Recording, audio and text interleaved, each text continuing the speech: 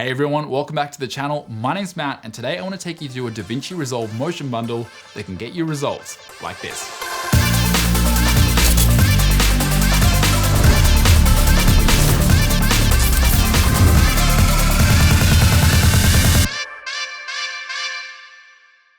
So this motion pack includes DaVinci Resolve transitions, it includes sound effects, LUTs, and light leak effects, which you can use across multiple different programs like Adobe Premiere or Final Cut Pro.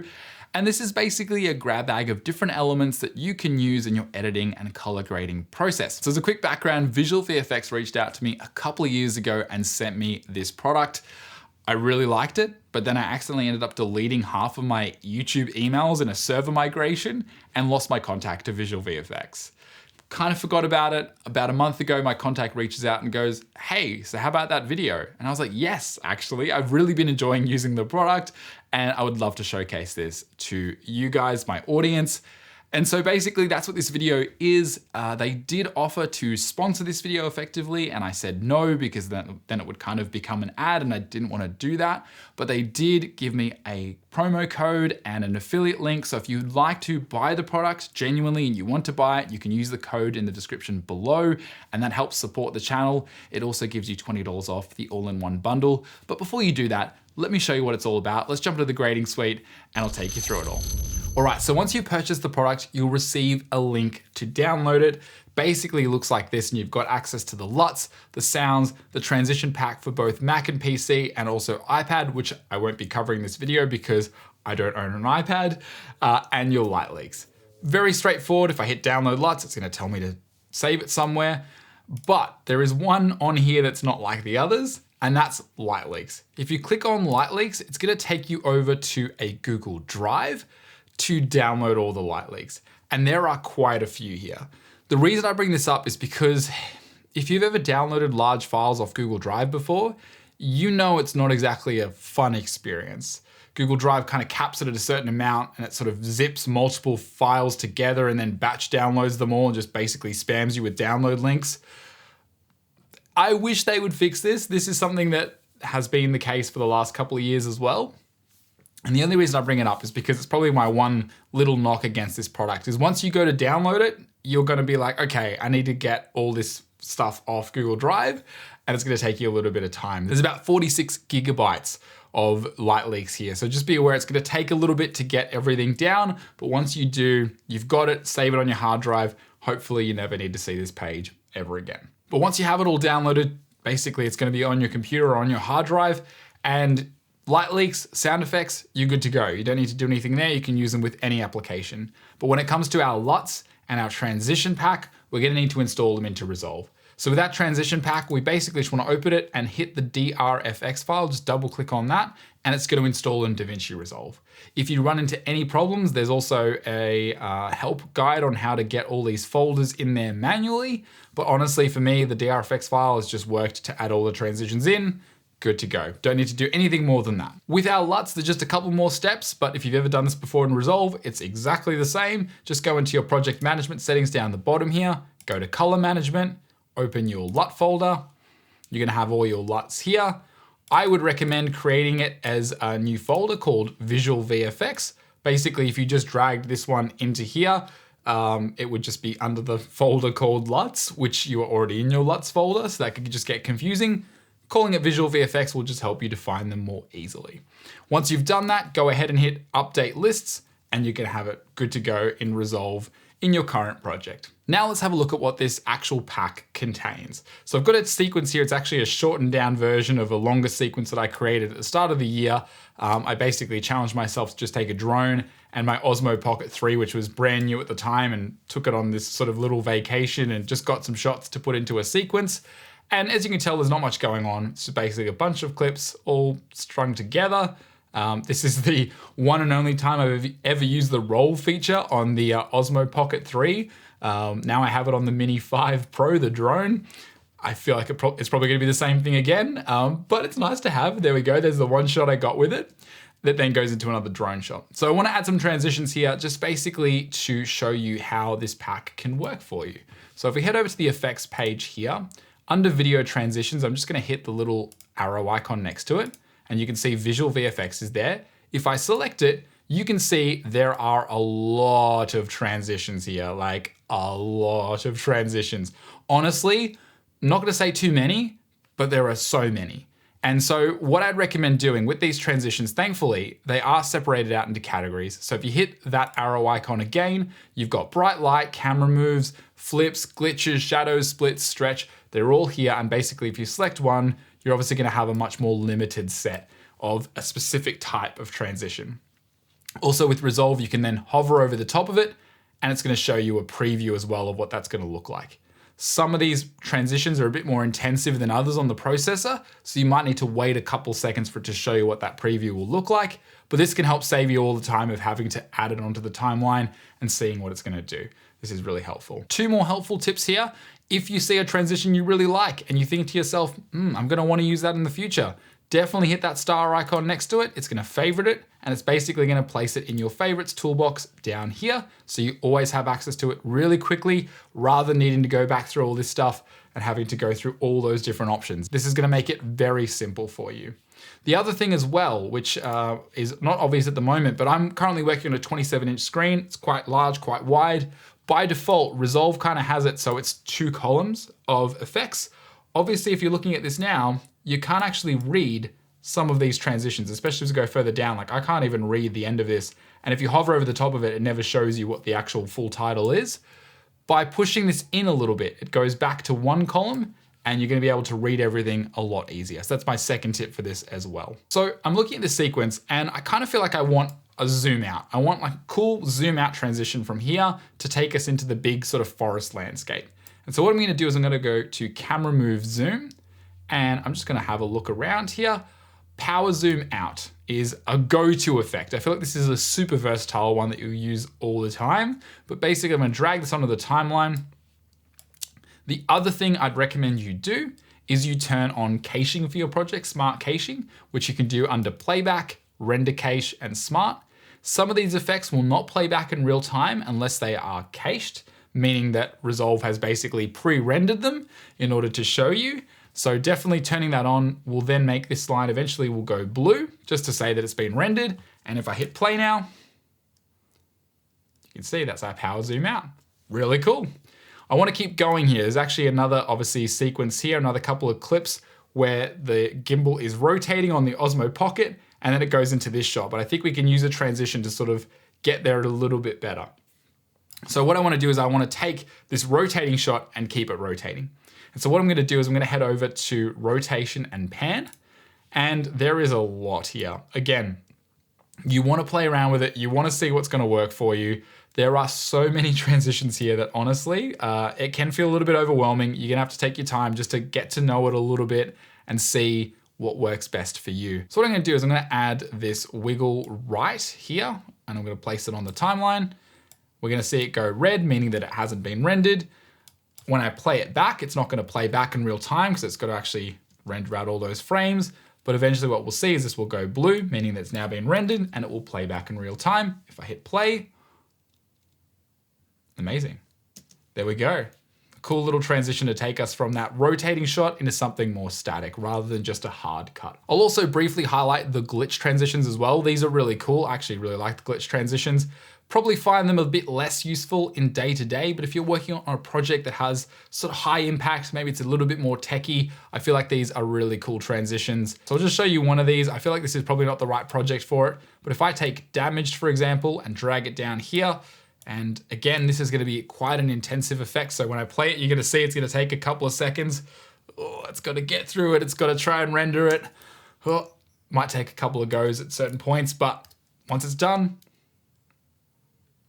oh, there's a lot going on in that transition. But as you can see, this is gonna work really well for some high impact sequences, which I've definitely used in the past, especially for client work, when there's a sort of rip reel, there's maybe not a rip reel, when there's a sort of high impact montage, those effects are definitely gonna come in handy. But now we need some sound effects for this sequence, and thankfully this pack has some of those too. So I'm gonna jump back over to our pack. We're gonna get out of that folder there. Let's head over to SFX, sound effects, and we've got our fast collection, we've got glitch, other, and whoosh. To be honest, they're pretty self-explanatory, but they're also kind of all over the place. So just go through it, find what you like. If you like something specifically, maybe put it in a separate folder because you know you're going to use it all the time. But otherwise, there's a whole bunch of different options here. There's scribbling, there's page slides. So something a little bit different than your usual whooshes and swishes. There's a lot of glitch effects as well, which you can use in combination with those transitions we just talked about. There's also the fast collection. And what I really like about this is there's some zoom ones down the bottom here, which we can use to help basically accentuate that zoom effect. So I'm gonna show you now. I'm gonna add one of these zoom sound effects down the bottom here, and we're gonna play it again with the sound effect. Nice. Obviously it's very bland and bare at the moment, but if we had a bit more sound design going on, we had a cool track underneath it, maybe we had some more sound effects going on, maybe environmental sound effects, some sort of ambience of the environment, I feel like this would be a really cool transition sound effect to use between the two scenes. I also want to do the same here with the glitch. We've obviously got a really cool glitch transition here. I've got glitch 32, which I really like. I'm going to drag it down here. As you can tell right now, that sound effect is a lot shorter than the transition. Thankfully, it's really easy in Resolve to just shorten a transition down, which will then make it match a little bit better in terms of the sound effect. So it's not obviously overrunning the sound effect. So I'll play it back for you with that sound effect. Awesome. And as you can imagine, with some more sound design, some more effects going on there, I believe that sound effect will work really well for that particular transition. So now I want to show you our light leaks. Light leaks are these really beautiful light effects which we can apply over the top of our footage and sort of just give it another layer, right? I feel like it helps add a little bit of a feeling of luxury, a bit of sparkle to the image. I've got a couple of shots here which I shot earlier, late last year actually, for the Blazar Remus video, the review on this channel, which you can go and check out if you'd like. But now I just want to go ahead and, these are kind of basic product videos on their own, just looking at the lenses, but maybe I want to make them feel a little bit more special. So what I'm going to do is I'm going to go over to my light leaks folder. I've got burn transitions here. I've got colorful backgrounds. And then I've got volume 1, which has about 171 different light leaks. And then I've got volume 2, which has 255. So what I will say is there's no real rhyme or reason to the organization either. So again, explore them, see what you like, save the stuff that you like maybe to a separate folder so you know where it is, and then you can go ahead and utilize these in your projects. So what I've done is I've kind of selected a couple already for us to have a little bit of a look at. So I've got a light leak here, which is this sort of slow evolving light effect. We're just going to play it back. This is obviously really long, but the really good part about that is we can choose the parts that we really like. We've got a couple of different light refractions there, some bokeh. Maybe I like this particular part. I want to start there, and wherever it ends up, it ends up. And now we've got that clip there. And what I want to do is I have to change the composite mode because obviously I can't see the clip underneath it at the moment. But if I change this to an additive mode, now all of a sudden you can see we've kind of got this light leak over the top of our lens, which looks quite beautiful. And again, depending on the project you're working on, you might be working on a project which is more fashion or more beauty. And if you kind of layer a couple of things here, maybe some titles as well, and some other effects that you might have access to, I feel like this would make this image look even more kind of special in a certain way. And again, if the image needs it, if this is a bit more of a title sequence or a bit more of an intro sequence, if you're just showing off the product, obviously you want to keep it clean, right? Exactly what I did for the review video. But if you've got something, if you want to highlight something, or this is a special shot, adding a light leak, having access to a whole bunch of light leaks is a really great tool. Now I want to add a transition because right now it kind of just cuts straight over to this footage here. So I've got a burn transition, burn 10, which I'm just going to basically add onto the timeline. These are faster light leaks that usually end or get to a place where it's all white, basically covering the screen. And this is going to allow us to cover the cut point of the transition, right, between one clip to another. So what I like to do here is I like to basically trim this in at the point where it's all white and then move this over to the center point, and then you can untrim it basically. So you've got the whole transition there, but again, we can't see the clip. We need to change it to an additive mode. And now if we play it back,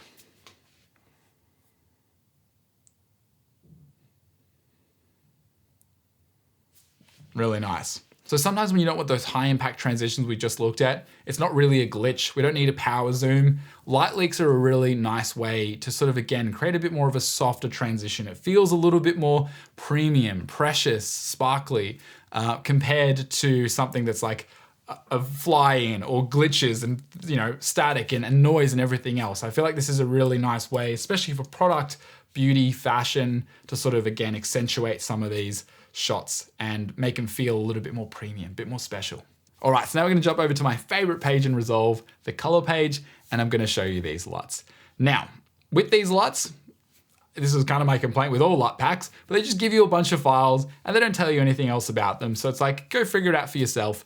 My understanding is it's just Rec 709, Gamma 2.4, these will apply to. So all that means is if you've got footage that's shot in a log format, or this was shot on a Sony a7S, it's obviously very flat, you need to convert it first in order to use these LUTs. So I'm using a color space transform here to go from Sony S-Log3 to Rec 709. It's adding a little bit more color and contrast back into the image. And now we're basically good to apply some of these LUTs. So with these LUTs, similar to the pack in general, you are going to find no shortage of LUTs, which could be a good or a bad thing depending on who you are, but there are so many here. This is the cinematic genres and scenes. You also have cinematic Hollywood, which are basically based off of well-known films. You also have creative style, which again is a bunch of other looks. And finally, I'm gonna save the most interesting till last. But for the moment, let's focus on these ones here. The genres, there's airy, we've got black and white looks, we've got battlefields, you know, again, just a whole bunch of different looks here. Crystal ice, which sounds like it could be a drug. It's very close to one. We've got daylight. Again, there's just a whole bunch of things for you to go through. And thankfully in Resolve, you can just hover over the top of it to see a preview before you apply the LUT. Now, very quickly, I will say, if you know me, if you've been on this channel for a bit, I'm not a massive LUT person. And the reason being is because LUTs are effectively a dumb adjustment, right? The LUT has no idea what's going on in the image. I could go ahead and grade an image right now and, you know, push it to the extreme and then export a LUT for you to use. And the problem is it's gonna take your footage, it's got no idea what your footage is, and it's gonna say, well, this color value needs to go here. This light value needs to go here. And so you can easily imagine that, you know, the look might not translate from one image to another. So it's really important with LUTs that you test them first to make sure that they first off look good and they're giving you your desired result, but also more importantly, that they're not breaking your image. Worst case scenario, especially if you're working with lower quality footage, you might run into issues where it's pushing the colors too far and it's actually breaking the image and making it not look as good as it should look. Thankfully, these are all Sony S-Log, you know, 10-bit files, so they hold up really well. And for the most part, you know, even with drone footage, I've never run into an issue with these LUTs, but just something to take into account. You know, I'm being fully transparent and honest here. Out of everything in the pack, the LUTs are what I've used the least. But what I really like about the LUTs are they are great for look development and kind of inspiration of looks. And what I mean by that is if you kind of start a project, right, and maybe you're in this fortunate position to work with a cinematographer and you're kind of like working with them to, you know, create the look of the show and the vibe of the movie, whatever it is you're filming, you can kind of look at reference images, for example, and say, well, you know, cinematographer, tell the director, you know, we've got to make it look like this and we've got to kind of build the set like this and have these kind of colors in the scene. And therefore it's like the whole pipeline, right? It kind of goes from pre-production to production to post-production, and you're basically getting as close as possible to that reference. Whereas when you start with a reference, let's say for example, the footage is already shot and you've got a reference, well, if this image isn't similar to the reference image, it's gonna be really hard to get a similar look. And so right now I'm looking at a shot from the garden and, you know, maybe you've ended up with this footage and you're like, oh, I don't really know what I want this to look like. Like I don't have a reference image. I don't really have an idea of what this is supposed to be. You can kind of use these LUTs to go through and go, you know, I kind of don't mind that. We're sort of moving this over to be a bit of a warmer image. Maybe this one's we're going really cool, but you know, I don't like that because it's, you know, it feels very flat as an image and I don't really want that for this particular project. Modern Insta, okay, a lot more contrast. Maybe I want to add more contrast into my clip. Now, you could use this. You could absolutely use this LUT if you wanted to. If you feel like, yeah, that's actually great. I'm just going to apply it. I'm going to double click it. Great, that's my image. Looks really great. This is a very slow moving clip. Actually, it's very still life. But if I go to the next clip, you know, this is also part of the same group. Now this has kind of really created a big silhouette here. If I show you this clip without the LUT, you can tell it's a lot warmer. So it's really changed it to be a lot cooler, right?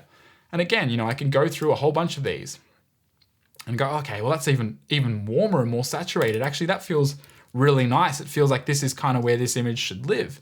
And so it gives you a whole bunch of inspiration and creative ideas, which is kind of what I like the most about this particular LUT pack. But lastly, I want to show you this clip. Now, this is all a part of a test sequence, which never ended up becoming a thing. But the reason I really like this clip specifically, I'm going to go ahead and reset this node, is because it's very high contrast. We basically, if you look at the waveform especially, we've got our highlights, we've got our shadows, and there's really not much in between. And what I really like about that is I especially like using this clip for testing bleach bypass looks in film emulation plugins. But here I want to use it to potentially get something, you know, and showcase some of the LUTs here. The black and white especially, I think this image looks really good in black and white. There's a couple of different ones here. Black and white 4, again, you can kind of tell, takes out the color, pushes it a little bit more, gives us some more contrast, which I really like. And I think it might be black and white 5 or 6. Black and white 6 is great. It pushes those highlights even further, but it sort of doesn't take the shadows down as far. Again, just fun to play around with this and kind of find a look. But the last thing I want to show you is these duotone looks. These are kind of insane. And it's something you can actually do and resolve if you wanted to use in the lift and the gain to sort of get opposing sort of sides and colors, but you've got to be careful because you can easily break your image. These ones seem to hold up really well. So let me show you. I'm just going to highlight over the top of one. And as you can tell, these are like crazy, right? Especially on an image like this, right? Because again, you've just got those highlights, you've got those shadows, there's not much in between. These kind of pop really well. If I apply a duotone 6, ooh, you can tell as well, like it looks as though I've keyed out the subject. It's holding up really well. I can't see any artifacting in the image. I can still see sort of hairs from the facial hair and also the side of the hair as well. This is cool. Would I use this in my day-to-day grading? This is a pretty extreme look. Maybe if you had a music video or you were trying to recreate the Apple iPod ad from back in the day, this could come in handy. But I think what's really cool about this pack in general, for me, and again, the most useful part for me is just the idea generation. The fact that I have this and go, oh yeah, this is actually a really cool look. I'd love to find something to do with this look one day, right? This is something that's really unique and really pushing it really in your face. Like, is there a project where this could suit? Maybe, maybe not. But the fact is I kind of have these LUTs which kind of show me what the image could look like. So basically to say, even if you're not using the LUTs to actually, you know, take the image from start to finish and go, okay, this is my final grade. You might go, okay, this works for me, I'm good to go. But even if not, it's just giving you a lot of creative inspiration of maybe I could take the image to a different place than I kind of expected I wanted to take it to. I will say, let's have a look at some of the other clips here. Not looking as good, right? I feel like these just aren't doing as well because they are just very different images, right? Also, they're different in the sense that they don't have the highs. They have a lot more in the midtones, I should say. They have a lot more in the midtones and they don't have that big contrast of the highs and the lows. This one's a little bit closer if you kind of increase the contrast a bit more, but we're still not at that place where we've got this really poppy, like this person's coming off the screen, right? In this particular look. But that's just a short look into the LUTs that are included in this pack. So that's gonna wrap it for this video. Let me know your thoughts in the comments down below. And as I said, you can also find the affiliate link down there as well to the Motion Pack if you'd like to support the channel. And thank you to everyone who does. Again, only if you genuinely want to buy this product. Otherwise, like the video if you enjoyed the content and subscribe for more. And I'll see you all in the next one.